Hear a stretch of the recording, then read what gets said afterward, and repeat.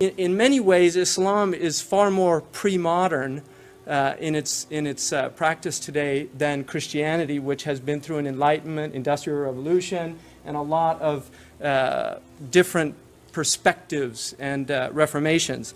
But in the Muslim world, lowering the gaze is a Quranic injunction. It says in the Quran, tell the believing men and women to lower their gaze. That is more pure for their hearts, and to guard their chastity.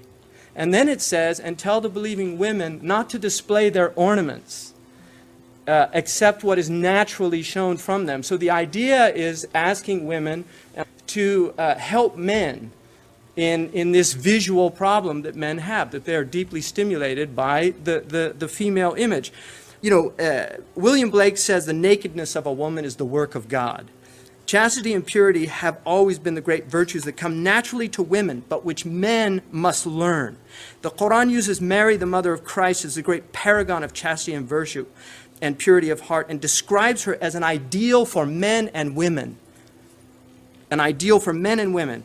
Quote, and God has made an exemplar for those who believe in Mary, who guarded her chastity. So we breathed our spirit into her, and she confirmed the pronouncements and scriptures of her Lord and was among the pious. It is from women, then, that men learn chastity and purity, which in turn protect the sacred nature of women, alluded to in the Arabic word for woman, hurma, which means that which is sacred. Now, the failure of men in imitating women in their natural virtue has resulted in women rejecting the double standard of men and imitating men in their natural vice.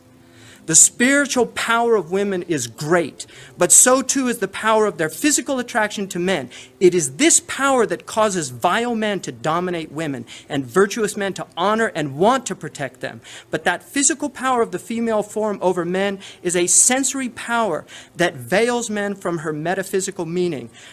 Her sensual form prevents man lost in carnality from knowing her spiritual reality. She is the source of mercy in the world. The Arabic and Hebrew word for womb is raham.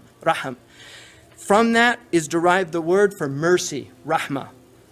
And the womb is also an expression of the creative power of God in man. In degrading women, we degrade the highest qualities of our human nature.